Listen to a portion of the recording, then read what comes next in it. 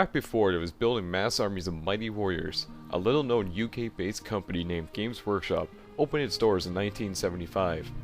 Founded by Ian Livingstone and Steve Jackson, Games Workshop was originally a manufacturer of wooden board games such as backgammon and chess, which later became an importer of the US role-playing game Dungeons & Dragons.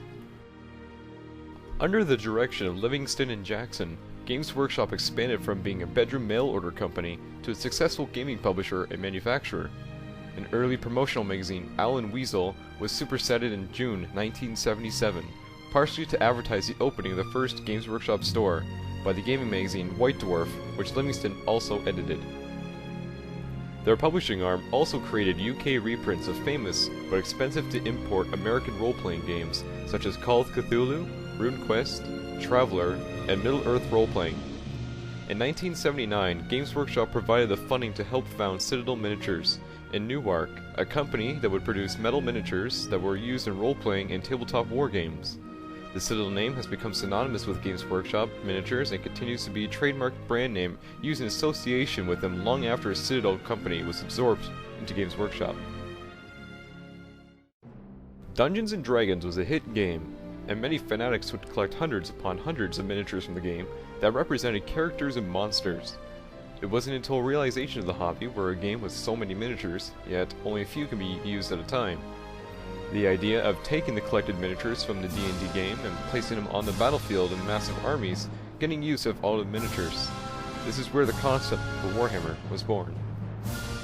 The first edition, written by Brian Ansell, Richard Hallowell, and Rick Priestley, was published in 1983 and consisted of a box set of 3 black and white books illustrated by Tony Ackland.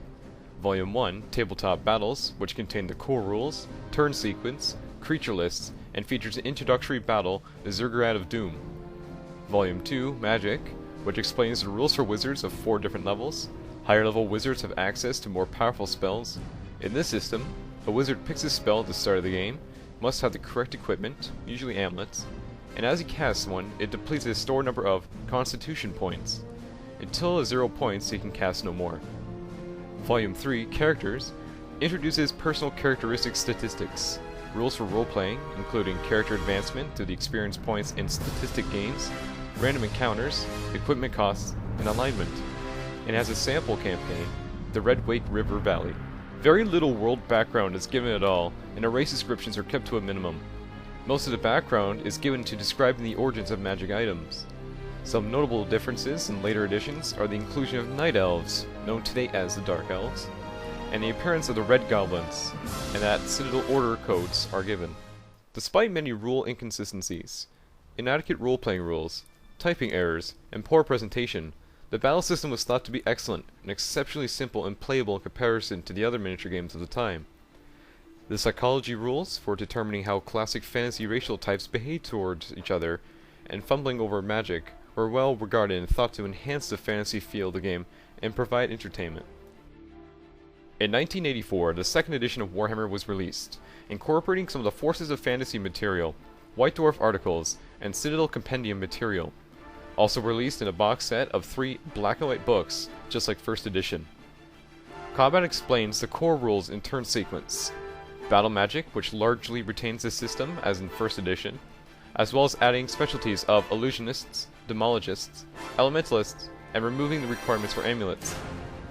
The center pages are an introductory scenario, The Magnificent Sven, for which cardstock figures were also supplied in the box.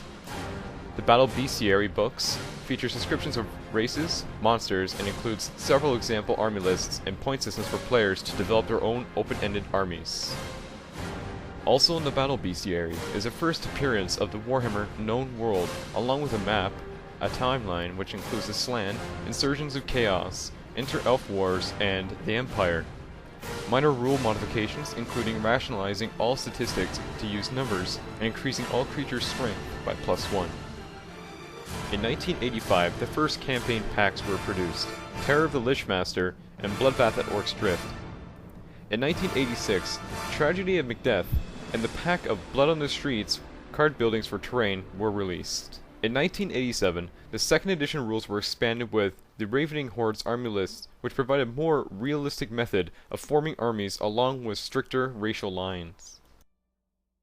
The Warhammer Fantasy Battles setting led to Warhammer Fantasy Roleplay in 1986, a spin-off of Warhammer Fantasy going back to the D&D roots of straight role-playing.